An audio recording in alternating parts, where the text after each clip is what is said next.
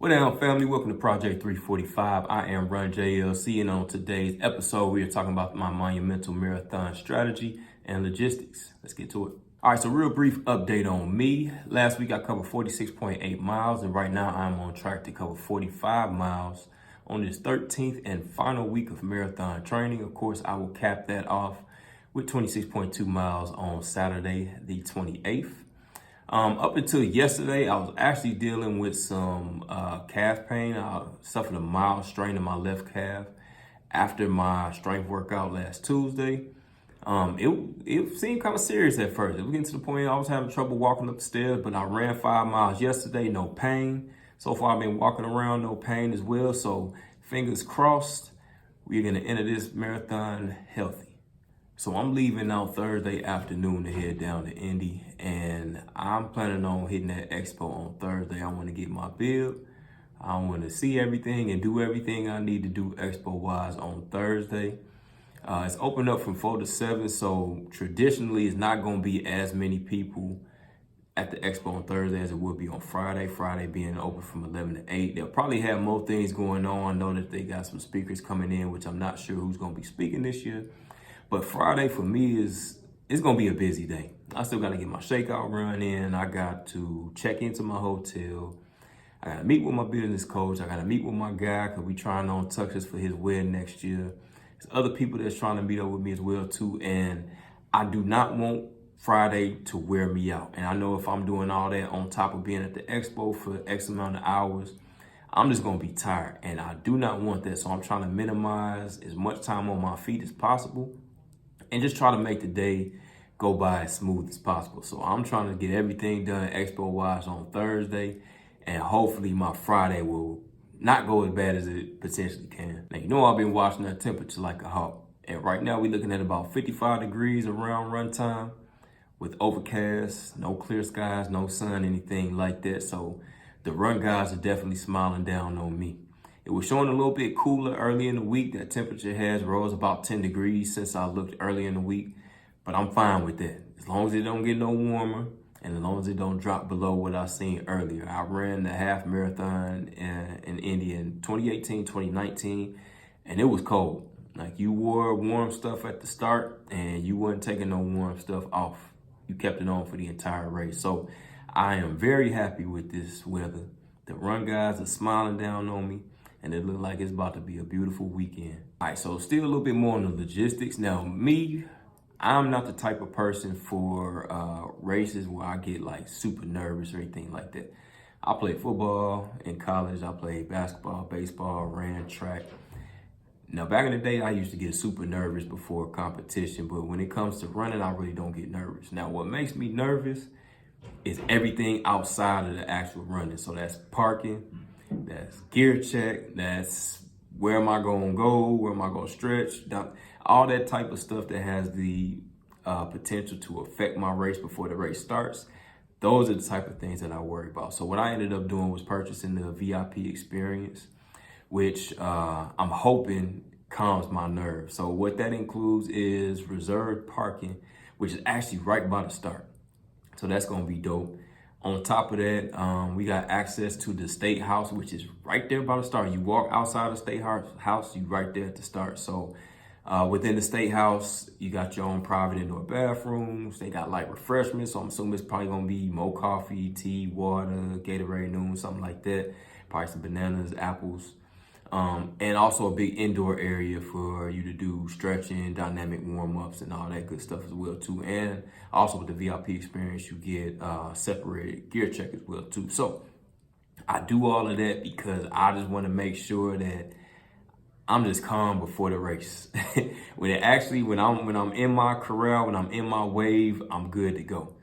But everything leading up to that, that's the part that makes me like antsy and just gets me anxious. So hopefully this VIP experience is something that's worth the extra bit of money that I had to pay for it. And honestly, it's really not that much because adding that up with what I paid for the race, that's still not as much as what I will potentially be paying for Chicago if they decide to select me for this 2024 Chicago Marathon next year. So I think it's going to be well worth the investment, and I'll give y'all more details on that afterwards.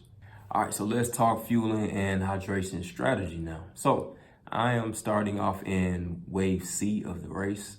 So I'm assuming I'm probably gonna start about 8:15ish. So when I wake up, it'll be about 5 a.m.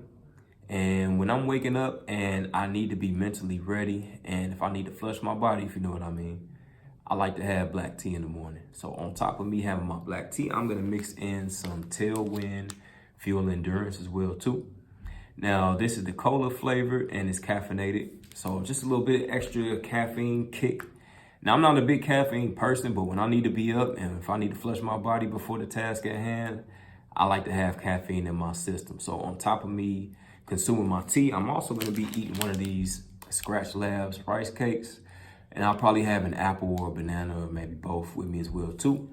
Just for the added calories and topping off glycogen stores for the task at hand. So I have probably about an hour in the hotel just to stretch, get my mind right, get my mantras right, do all those things I need to do. I'll leave from there, probably about 10, 15 minutes away from the actual race. And on my way up there, I'll have some water, but I'll also be eating one of these Scratch Labs energy bars as well too. So same idea, just getting calories in. I'm gonna be running at least 3:45. That's what we saying, at least 3:45, 3 hours 45 minutes for this race. So I wanna make sure I got all the calories and energy that I need for that task at hand. When I get there and I'm warming up, when it gets to about half an hour before I run, I'm gonna take one of these UCAN energy drink mixes. I'll consume that. And as I'm walking to my wave, I'll be eating some energy chews. Now these are caffeinated as well too, so this will give me just a little bit of kick right before I actually start the race. So before I actually start the race, I'm looking at about 175 grams of carbs that I have consumed beforehand. Now, during the race, I plan on taking 5 gels with me, but I only want to consume 4. All right. So I'm going with the UCAN Edge energy gels. Now, I just started taking these not too long ago, maybe about halfway through my training. I got put on to UCAN and I love them.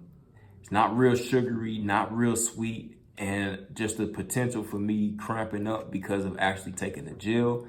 I just don't see that happening with the UCAN. So I'm a big UCAN fan right now.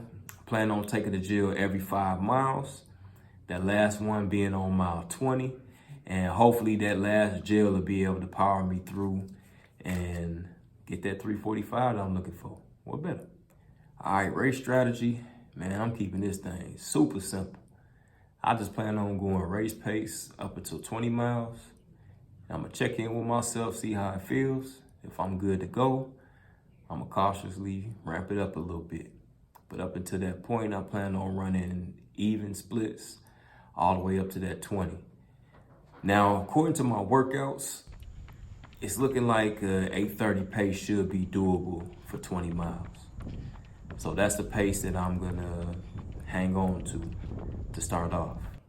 Now, if I'm able to maintain 8:30 all the way through the race, that'll have me a couple minutes under my 3:45 goal as well too. But when I get to 20, if I feel like I'm able to go, I'm gonna go. I don't plan on going crazy, but I'm also not gonna be ultra conservative in this race too. I don't wanna leave too much in the tank. But that's it, man. I'm keeping it simple. Even splits up into 20, and then hopefully we'll negative split from there, and then celebrate a 3:45 or better marathon. And that's it for this episode. That is my marathon strategy and logistics, and we here now. It's been a long road to get here, and I'm very happy to be here. And I appreciate y'all for rocking with me. If you haven't seen my height video yet, make sure you click on that. But as always, if this is your first time checking in with me, check out them first videos out of this Project 345 Monumental Marathon Prep Series. See what your boy been on up to this point. For those that been rocking with me, I appreciate y'all. You already know. If you ain't subscribed yet, hit that subscribe button, like this video, and share it with some of your running buddies. Man, I truly appreciate y'all, all the support, all the encouragement, all the love that I've received up to this point. I'm taking y'all with me. You already know it's going to be a recap video, so this ain't the last one of the series, but I did just want to express my gratitude and appreciation. Just let y'all know how much I appreciate y'all. Thank y'all and love y'all. But on that note, I'm out. It's your boy Run JLC. Let's do the damn thing. Peace.